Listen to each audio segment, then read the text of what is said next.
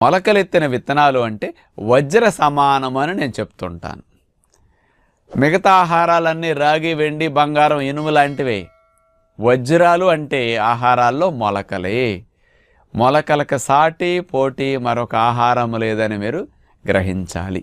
అలాంటి మొలకల్ని ఏ రకాలు తినాలి, ఎన్ని తినాలి అనే సందేహం వస్తుంది.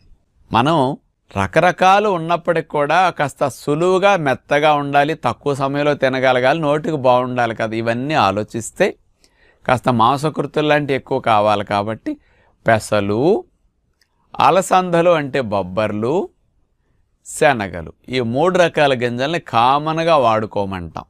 ఇవి కొంచెం నమలటానికి మెత్తగా ఉంటాయండి, తినటానికి కూడా రుచిగా అనిపిస్తాయి ఈ 3 రకాలైతే.